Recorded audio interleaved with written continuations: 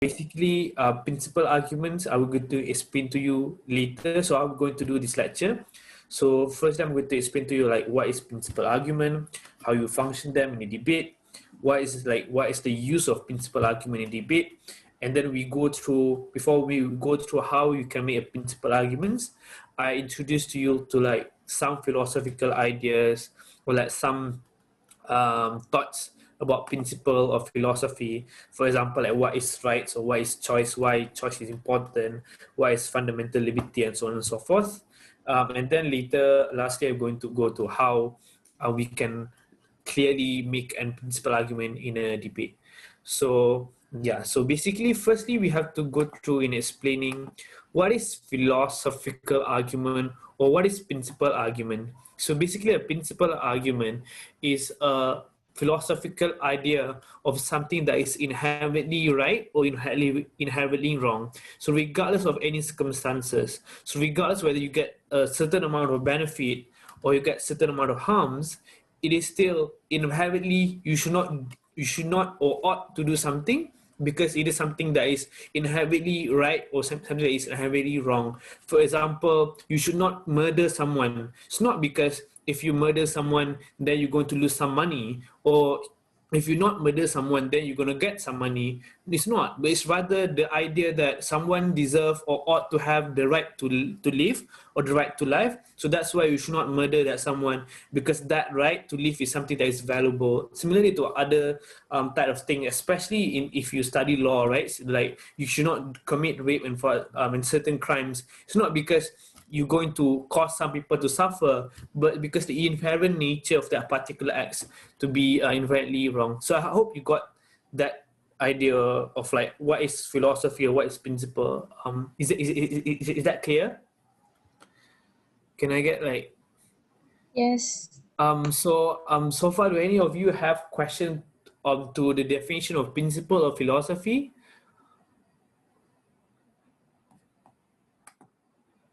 If not, we can go further. Just in case, because it's really important for you guys to first understand what is principal argument or what is a philosophical idea before we go further. So how you already got the idea. So the most important thing is that it is consequences free. It's not outcome based, regardless of any particular circumstances or context. You should still ought or ought not to do something. And so first we go to the reason why we make principal argument. So usually principal argument, especially in Asian context of debating, right? We don't use it that often. We don't use it in a very consistent way because mostly a default principle metrics or argument that we use in a debate is a utilitarianism.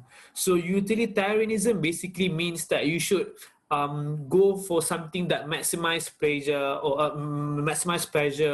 or maximizing benefit and limiting or preventing harm. So that is the reason, the metrics that we usually have in most debate that we have. So usually it debates about like this house would ban this house would ban human trafficking, for example, because like human trafficking can cause a particular harm, for example. But then the other side will argue there's a benefit that you get, for example, like money that you get from human trafficking. So that is the oftentimes the default metrics in when we are debating. But actually, the default metrics come from the concept of utilitarianism, that you should maximize benefit and prevent harms in a debate. So that's why when we talk about principal argument, we usually referring to a non-consequentialist argument. We refer to an argument. Whenever we start our debate speech, when we talk about principal argument, we're not referring to an utilitarian argument, but usually we refer to a non-consequentialist or not outcome-based argument. So the purpose that you want to make a principal argument, because firstly, you can bring more clarity to debate. Because when you make a principal argument, it does not hinge on any contingency. Because if you want to argue about particular harm or particular benefit, it always relies on certain dependency or contingency. For example, like if you want to argue that you're going to limit the education of poor people. You always have to contingent on the fact that maybe the government is a bad actor, maybe the government is corrupted, so that's why they don't want to give education toward their particular citizens. So there's always a contingent. But usually in principal argument, you don't have any sort of contingency. It's always because the fact that that act in of itself is something that is immoral. So murder in of itself is not contingent or because that person going to feel sad when he being killed, but because that act in of itself is something that is bad or something that is wrong. So that's why it brings clarity, because because you need to clarify a lot of stuff, and you need to prove a lot of links and groundwork to prove why it is something that is wrong between that nature of that act in of itself. It's not because that act's going to cause people to do bad things or good things.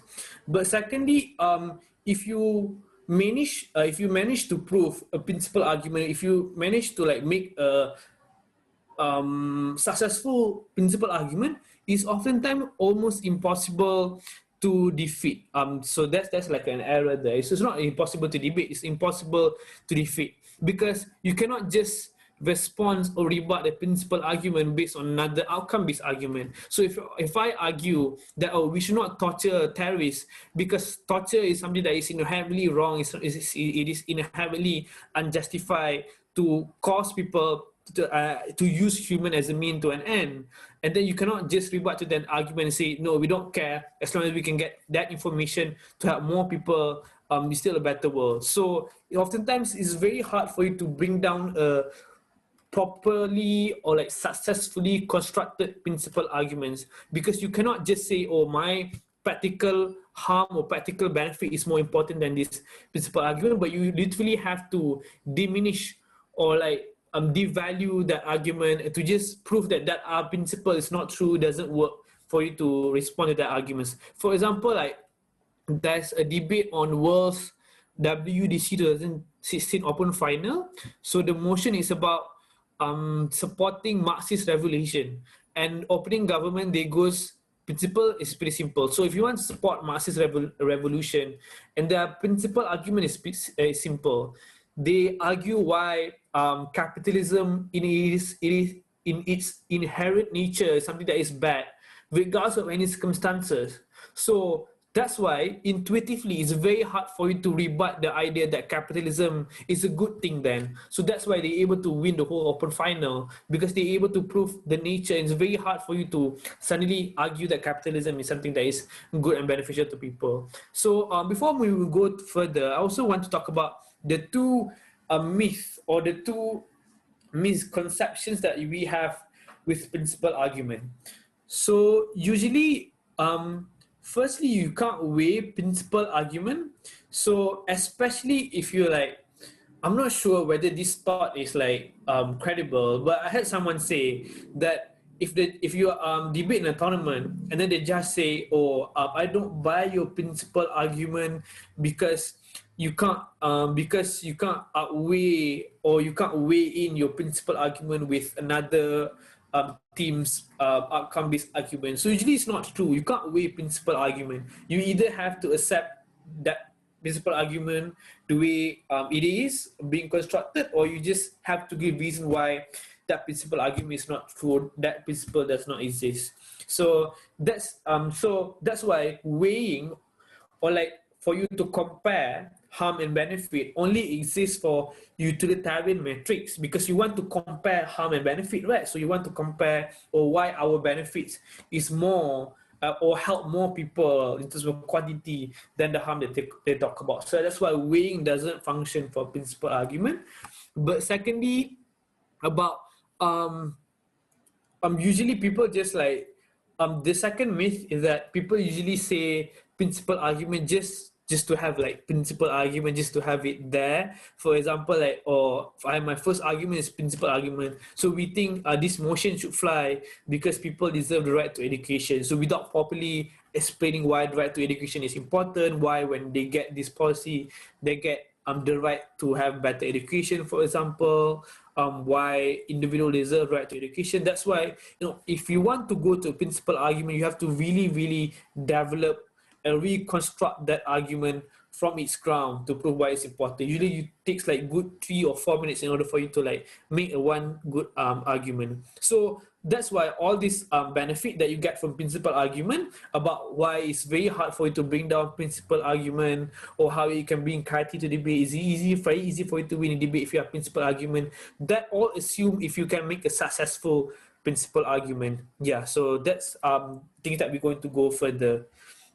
So second thing we're going to so second things we're going to talk about, like the things, like the tips in order for you to run principal argument, the things that can be helpful. So firstly, like I mentioned earlier, principal arguments are argument. It does not function as a form of like characterization or context. I think you guys learned this thing before already, right? Based on previous lecture, that characterization or context of debate. So principal argument is not for you to characterize or contextualize the debate. It is an argument. You have to prove that it is something that is wrong and something that is right. That's why you should pass this motion, or that's why you should not pass this motion, for example. But secondly, like I mentioned earlier, also don't half-ass them. So it's just useless if you just mention that, oh, people deserve right to education. You need to like really reconstruct that principal argument properly. And thirdly, language matters. So that's why I think in the context of Asian debate committee, we don't run principal argument that often, because it's very hard for you to just run principal argument if you sound very technical. That's why you need to sound like maybe like I have to say it, maybe you have to sound like very Caucasian or very white in order for you to run a principal argument. You have to have like very bombastic words, use a lot of rhetoric. For example, oh, people should not deserve the right, people should not be tortured because individual deserve to feel the liberty, for example, or this is a form of slavery and every individual deserves some form of liberty to have individual decision making or individual choice. So that's why language really matters in order for you to make your principal argument to sound very intuitive in the ears of the judge. And lastly, try to be angry. So try to be angry basically means that try to have emotion. So if you kind of person who usually give a speech but don't have that emotion, usually just very technical and very straightforward, it's very maybe like a little bit hard for you to run principal argument, because you have to hammer down on the emotion or the sympathy or the vulnerability of certain community. For example, like how African American community, they've been denied the right to live, they've been denied the right to socio-economic prosperity that caused them to suffer through prison system, that to cause them to suffer limited amount of education and healthcare. That's why there is some form of reparation or compensation towards African American community. So you need to have like a bit more emotions whenever you want to run principal argument to make them sound very intuitive. So then we go further to the first principal idea, which is ethics. So ethics basically the general concept of philosophy of principal argument, and then under ethics you have different types of ethics. Maybe like for example, like utilitarianism, you have choice, and you have right. So firstly, so ethics usually involve systematic defending and recommending concepts of right and wrong behavior. So you want to propose or promote a right and wrong behavior, like I mentioned earlier, regardless of particular circumstances. And second nature of ethics that is really important is that it is irreducible and overriding normativity. So what do we mean by irreducible and overriding normativity? So normativity basically means that something you ought to do, something that you should do. So you ought not to kill someone, or you ought to take care of your parents because you owe that moral obligation towards them, or you ought to vote because you ought to exercise your right, or you should have exercised your right towards participating in politics, for example. So you ought or you should have to do something because that is something that you should have do. So it is always, remember, principle or ethics, it applies regardless of the circumstances, regardless of what situation regardless whether you are starving or regardless whether you are poor, it's still unjustified or it's still wrong for you to kill someone. It's still wrong for you to rape or to or for you to commit a theft, for example, because that is something that you ought not to do. So that is what normativity means. So when we talk about normative that is being irreducible, means that often basically when people say that you are ought to do something, you make a reference towards towards another ought. Basically, for example, like how I ought to buy bread because I ought to reduce my hunger, and I ought to reduce my hunger because I ought to care about myself.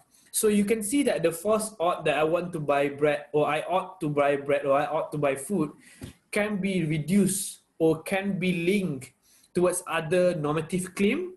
So that's not how moral claim or how ethics work. So usually, how moral claim works or ethics, you cannot reduce that ought towards another ought. Usually you can only reduce that ought to one principal reasoning. Then you cannot go further.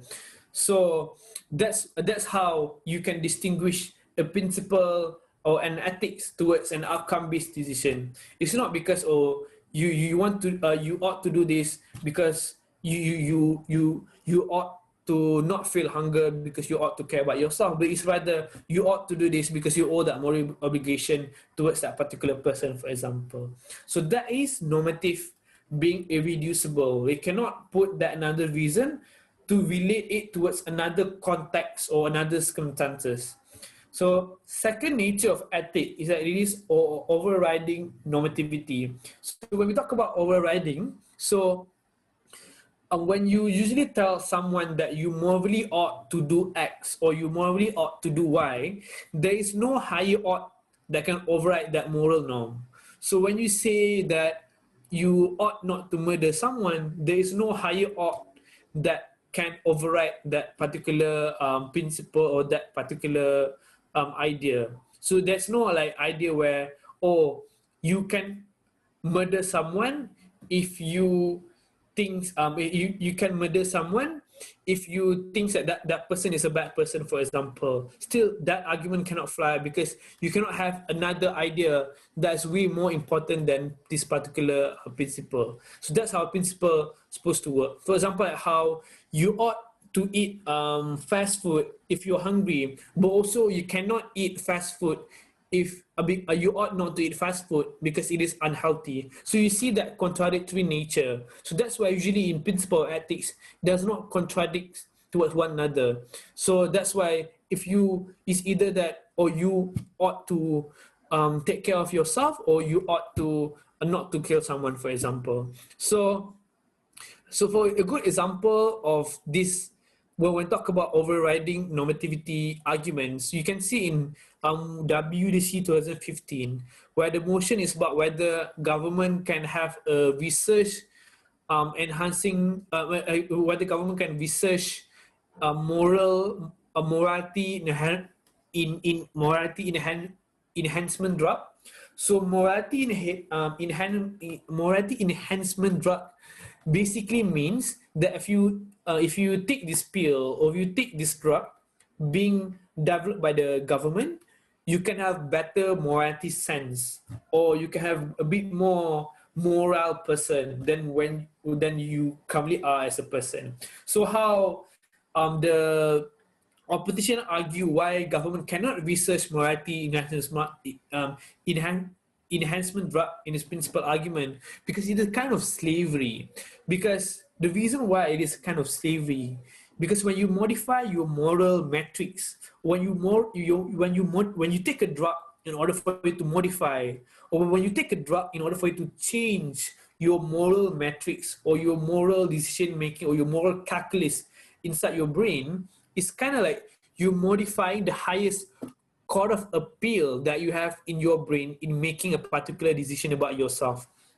The reason why it's true, because whenever you want to make a decision, for example, whenever I want to like whenever I want to either join a military or just stay at home, for example, any sort of decision making or any sort of choice, whenever you want to make a decision, usually the deepest thing or the last thing that you consult in order for you to make that decision is your moral claim or your moral conscience. For example, especially it's applied to religion, right? So if you want to make decision making and then you consider every circumstances or every facts that or this thing, for example, like things A can give me a lot of benefits, but things B can also give me a lot of benefits, and you can't outweigh that. It's already like at the end of your calculus decision making or calculus, like weighing those two options, and then the last thing that usually resort, the last thing that you consult is your moral conscience. So that's why then religion comes in, because if you as a Muslim, so even if things X can give you more benefit, you still ought not to do it. For example, like drinking alcohol. So if you as a Muslim, regardless of any circumstances, you as a Muslim should not drink alcohol, regardless of, or if regardless of the amount of benefit that you get from alcohol, because alcohol is something that is inherently wrong in under Islam, for example, because that is the last moral conscience that you have about certain views about certain decision making that is based on your vision, for example. So regardless, whatever circumstances when you make decision making, you're going to resort towards your moral conscience or your moral background, your moral decision making. So that's why when you have a drug that can enhance or that can modify or that can change your moral conscience, that basically affect your moral viewpoint.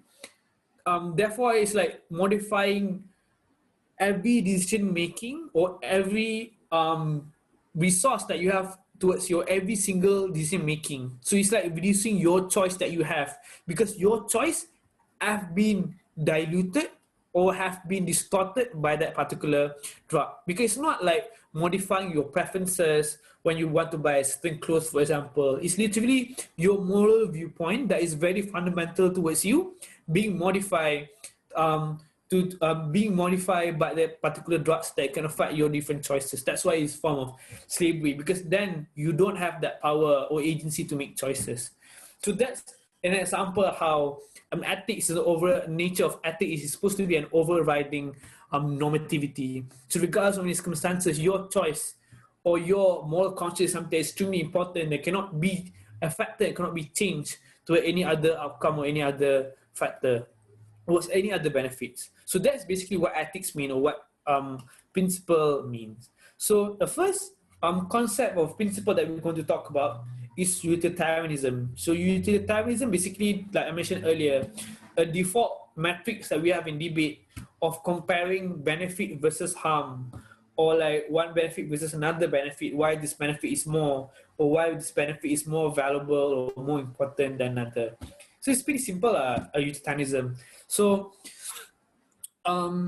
basically, the definition is that it's prescribed actions that maximize pleasure and minimize pain for all affected individuals. So it's not about one particular individual, but always have to be about the society, whether which house, whether it's government or opposition, that can give the best amount of benefit or can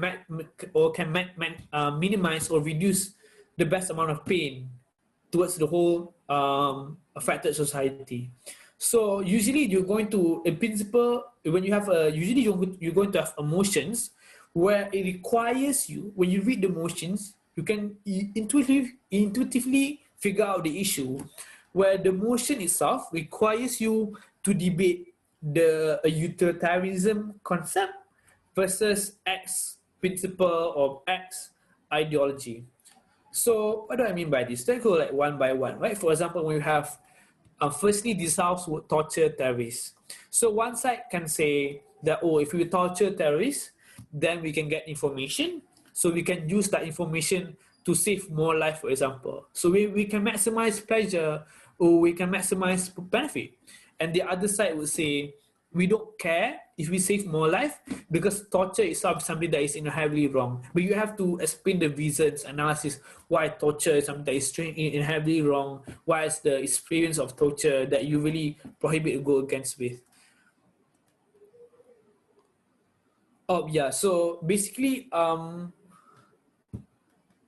okay. So I'll make a larger slide. Okay. I hope that helps. Does that like sufficient? Is that sufficient? Is it supposed to be bigger for you who can't see it properly? Guys, anyone? Is the size of the slide is sufficient? Yeah, it's sufficient. All right, okay, it's better. So X motion basically when you have to compare utilitarianism concept versus another principle or another philosophy. Like I mentioned earlier, how even if you get extract information from a terrorist by torturing them, and then that with that information you can save more life. And another side would say that it is something that is still wrong for you to torture someone. So that's why you should not torture someone just because you can save more life. So that's how it's not about, oh, when you torture someone, you going to get certain amount of harm or you're not going to get benefit. You don't talk about that. You don't talk about utilitarian concept on the other half or on the other house or on the other side. We talk about another principle and why that principle is more important than any outcome or any benefit that you get from the government side, for example. So, and then another example also we can see is similar with the motion like this house would target civilian of war. If you ask whether you can win the war faster if you target civilian of war, it's still something that is wrong for you to kill someone that is innocent, someone who doesn't participate or contribute to the war itself, someone who is still a human. Similarly, this house use human shields as a use human shield as a in asymmetrical war, in asymmetrical warfare, because it is still unjustified for you to use human as a means to an end, because it is still, something that is wrong, something that is the right to live is still something that is still important, regardless whether you can win the war faster, for example. So that's why you always have to compare a particular benefit and another principle, because obviously if Gov argue that you can get particular benefit, for example, like winning the war faster, we can save more life on the outside. So that's why you can, if you see this kind of motion, if you are opposition, it's very hard for you to argue on another a particular practical outcome. That's why the best way for you to win that motion is in order for you to argue principal argument. So that's why when this kind of motions exist, or when you come across this kind of motion, you have any other choice for you to argue principal argument.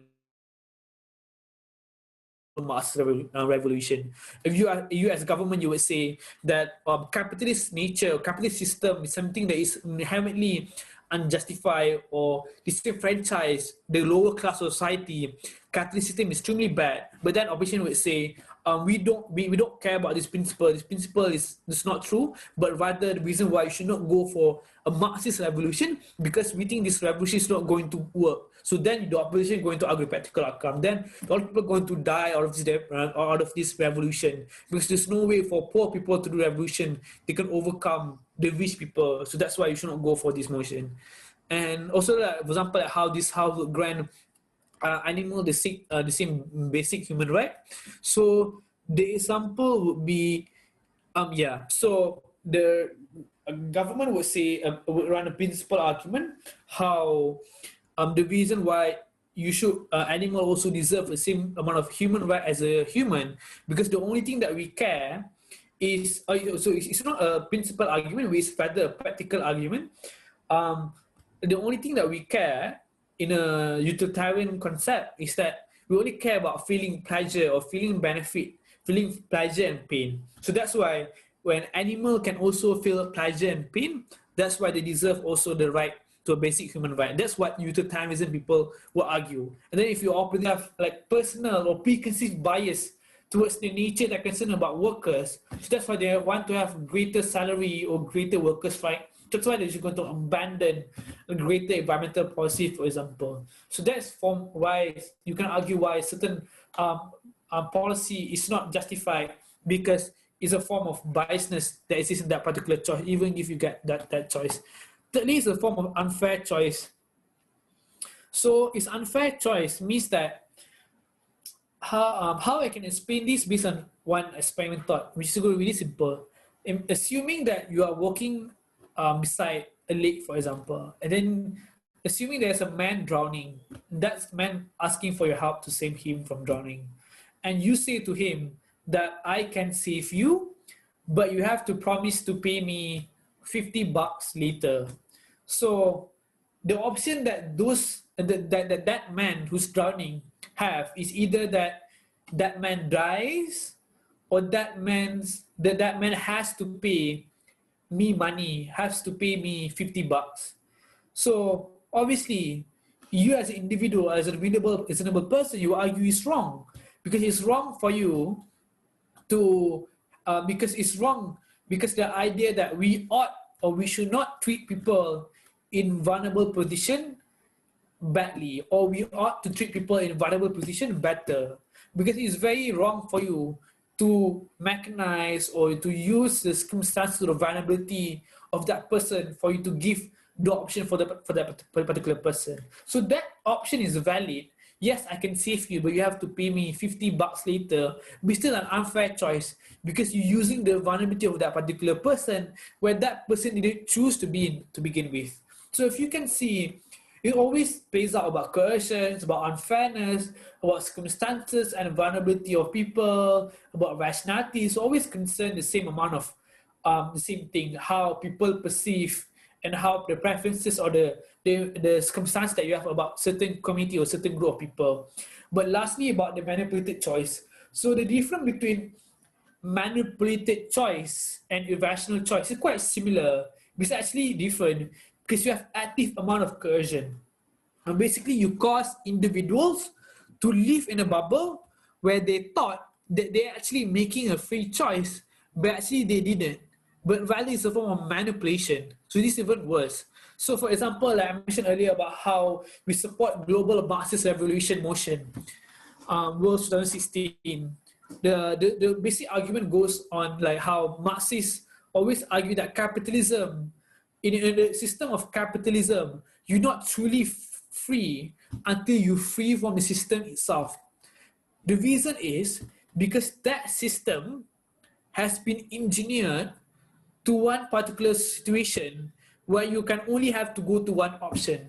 You have to climb social ladder, or you have to work, for example, in order for you to have greater amount of life, in order for you to get money, because getting money is the only way for you to live. Because if you don't have money, and if you don't have job, you cannot live in an engineered system of capitalist world. You can be like elaborate further, but that's how one way I can view it. You can hammer down on how capitalism is bad further.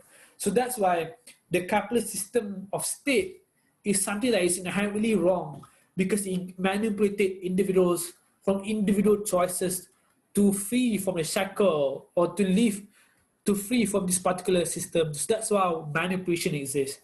So like I mentioned earlier, always when you're arguing about choice, always intertwine with one another. So I hope you get that so far. 4 models of free choices. So rights. So now we're talking about third concept, which is rights. So before I go further, do any of you have question about choice?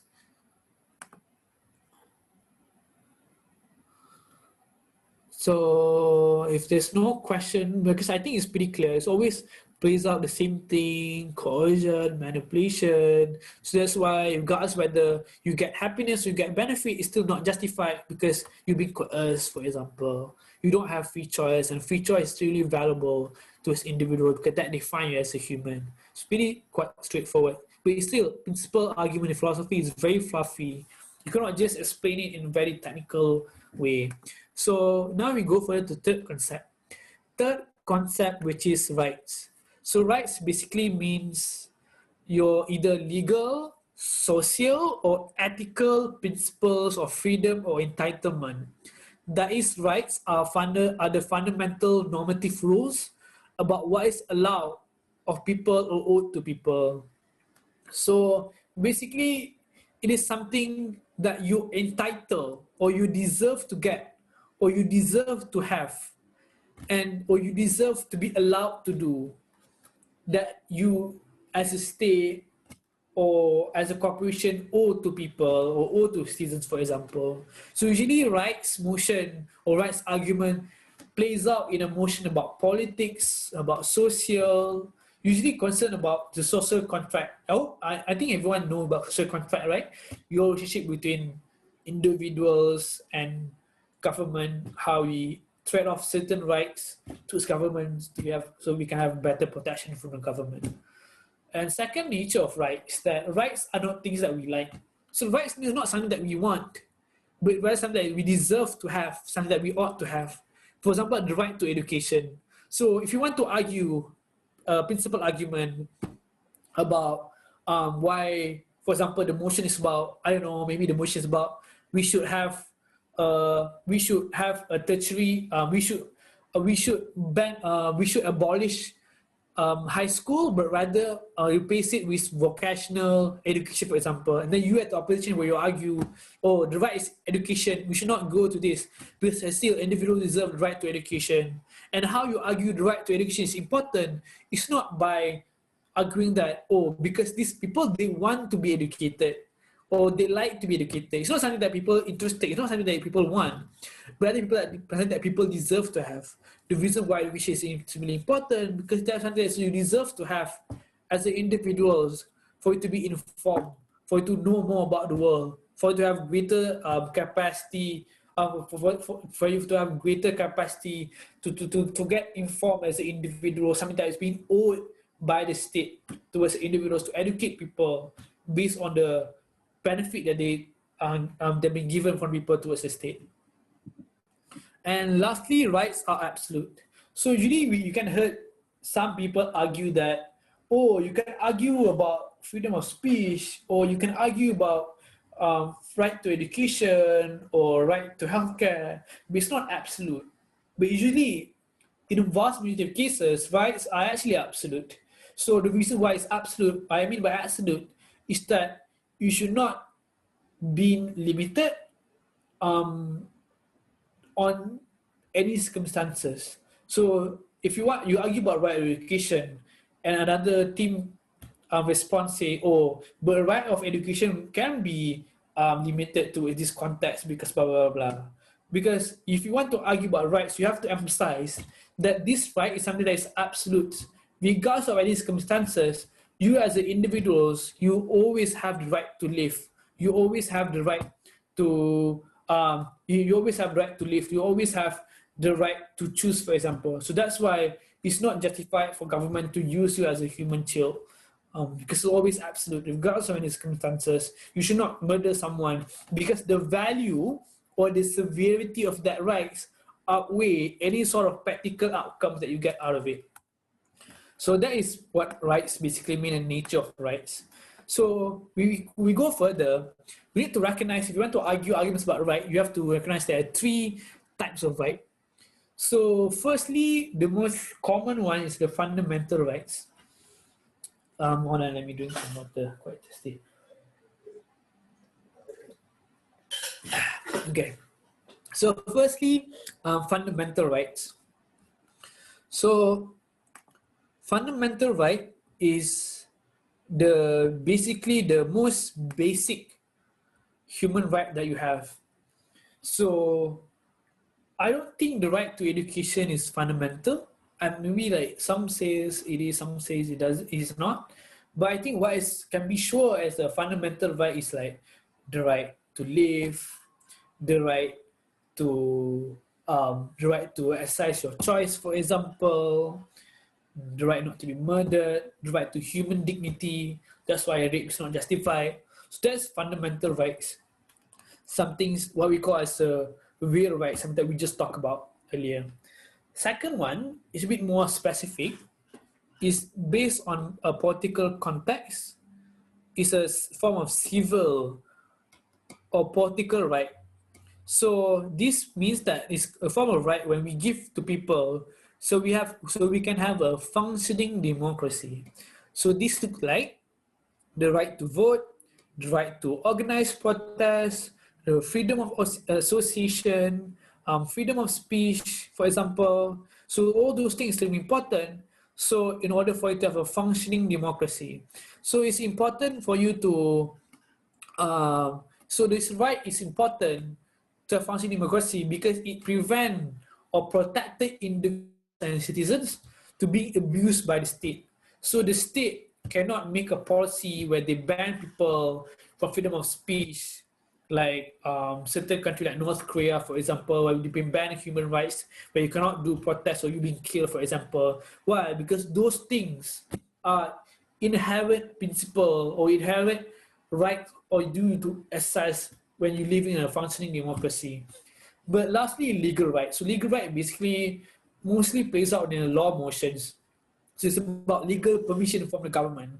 So whether I have the right to wear something, or whether I have the right to cross the road, whether I have the right, I don't know, to run naked on the streets. So there's something that is legal, something that's not legal. So that's basically the right. So the third one is basically the right that being permitted from the state, permitted from the government, which is I may think it's not that relevant, but those two one that we discussed earlier are the one that is like the one that most play out the debate. Yeah, so that's about rights. So yeah, so real rights, basically, like I mentioned, the fundamental rights is a counter utilitarian or anti consequentialist rights that trumps or side constraints. So things about real rights is that it is extremely rare, because it's extremely rare for you to have a very good analyzation of real rights, because sometimes it's very very rare for you to prove the absolute nature of a particular right, why you have the right to live, for example, or why your freedom of speech is supposed to be absolute. For example, in France, for example, when they allow the publication of caricatures like the Charlie Hebdo, so that freedom of speech is extremely absolute. There's no limitation towards it. So that's why sometimes it's very hard, very rare for you to argue. Yes, you can argue that this right should exist. In order for you to argue that this right should be absolute and should outweigh any sort of practical benefit that you get from the other side, that's when we got pretty hard. So also real rights also exist because they are necessary for human flourishing, or because they are necessary for you to be treated like human at all. So that's why real rights or fundamental rights are the right that define you as a human, the right to choose, the right to exercise, the right for you to live, for example. So that's why it's not justified for you to have slavery. It's not justified for you to murder someone, because whenever you take that particular right, you literally take the dignity or the capacity for that particular person to exercise his nature as a human at all, for him to flourish as a human. Yeah, so but that's why lastly, if you can't prove that they are absolute, it's still that's fine. But it's better if you can prove that it is absolute. So that is about real rights. And lastly, oh yeah, so how we can argue for rights? Because I mentioned earlier how we can argue how we can argue utilitarianism approach. So how we can argue for rights? So basically, it requires a lot of analyzations, a lot of analysis. Why, if you pass this motion, then you're going to affect individuals' right to live. For example, the motion, this house would ban this house would not this house would allow the use of human shield in asymmetrical warfare, and the opposition will argue that you have to give a lot of analysis why, when you use human as a human shield, you taken away his right to live, and why then the right to live is something that is extremely important. You need to place out and carry out the process of thought. You have to carry out the judges from A to B. So why you take away the right to live if you use them as a human shield, and you try to explain one by one, till the end of the day you're able to conclude that it take away the very nature or dignity that you have as human, for example. That's why the right to live is extremely important. Because you can't just say, oh, the right to live is important. You have to give reasons why they are important, why they are valuable for you as a human. So that's why, secondly, it's very helpful for you to carry out this analysis through examples. For example, the thought experiment, the analogies that we explain. So that's why usually when you talk about the right to live, always, when you talk about principal arguments, always, in order for you to work it properly, you always want to use analogies, want to use examples, want to use rhetoric, for example. For example, there's a motion about this house word, ban abortion, and then you want to argue that, or you want to ban abortion because the the the existence of life started from conception. So another analogies that you can get from this, blah blah blah blah. Another analogies that you can get from this, even this baby living in the womb is not conscious, but still this applies similar towards a person who is in coma, but just in coma for 9 months, for example. That person is still not conscious, but the same analogy apply. Consciousness is not the only way for you to decide life, for example. So that's why the moment when you have conception, that's constitute life, for example. That's one way you can use examples and always use rhetoric. Plays out the emotions, plays out the vulnerability of particular individuals, and even want to argue about reparations motion, about compensation motions, argue about what specifically the things that these people suffer. You're African American, for example, this motion that you have about World 2016, you have this motion about the United States government should give African American an autonomous state. So African American community, United States government should give them their own state. They should have their own state free from United States.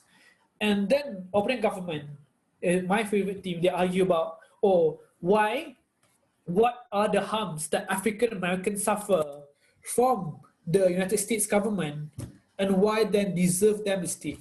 So that's how you have to argue it. It's not just argue, African American community, they being oppressed by United States government, so that's why you should be given the state. No, you should argue why the state is a proper form of compensation, or the best metrics for you to make this principal argument, why the state is something that they deserve. It's not money, it's not proper politicians, it's not the seat in parliament, but they deserve a state, for example. Then the argument that they run is pretty interesting. They argue about what kind of harms that a state government did towards African American. They did slavery, and they did slavery by literally taking this African American community from their own origin nation. They taking them from Africa, carrying them through ships, and let them live as a slave in America, for example. So when you take these individuals from their very own nationhood, from their own original nations, that's why they deserve, as a form of reparation and compensation, another state for them to claim and to exercise their original nationhood.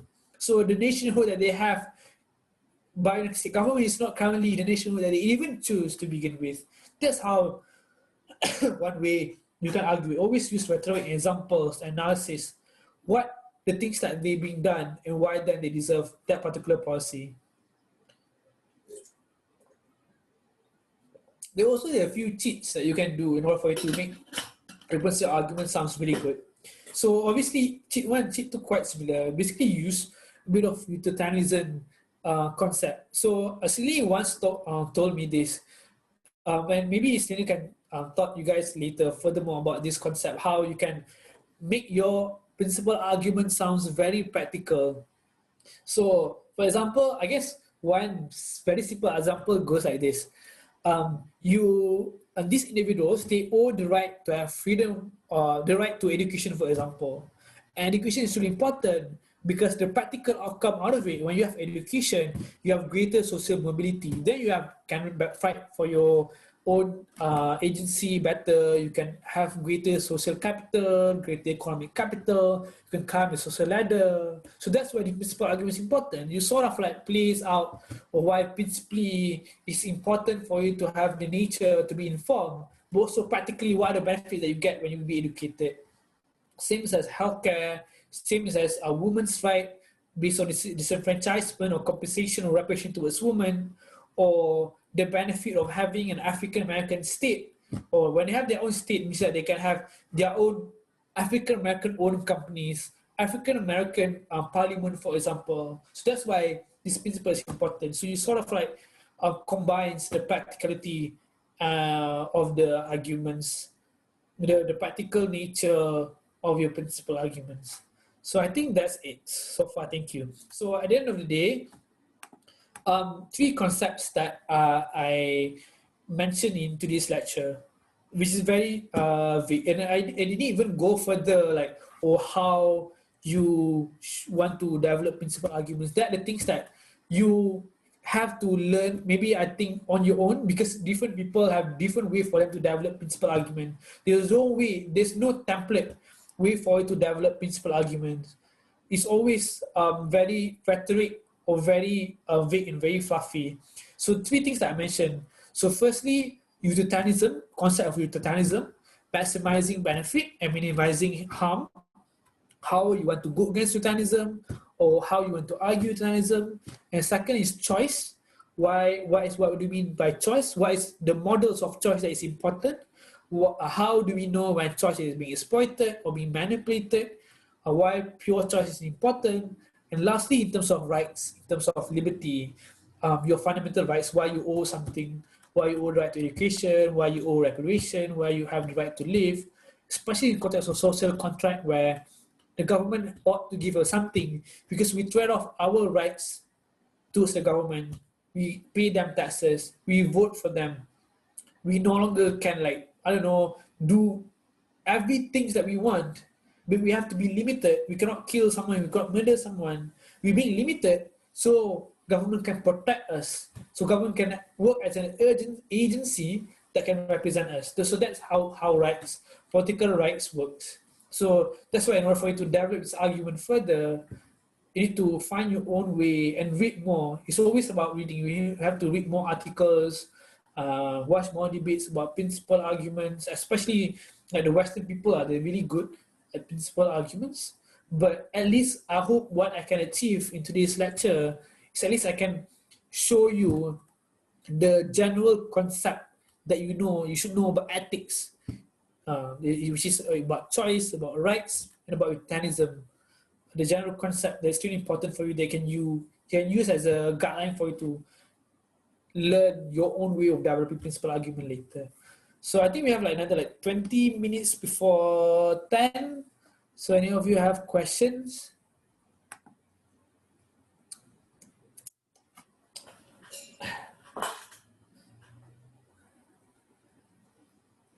Yeah, thank you too, guys. I hope you guys really got it because it's very fluffy. Because most of my material I got it from a debater called Ashish Kumar. I watched from his lecture.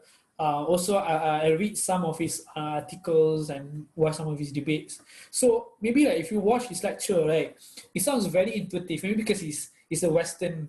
He's from the Western community, right? So it's very fluffy for him to argue principal argument why it's unjustified. So that's why it's pretty tough for me, especially as a ESL speaker. I'm not even that good in with bombastic words and with playing out emotions. That's why Asian speakers usually tend to be very technical. So any other questions?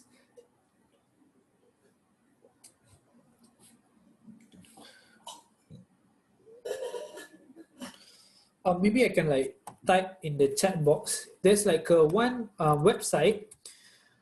It's very useful for you to know more about what types of morality or philosophical idea that we can have today.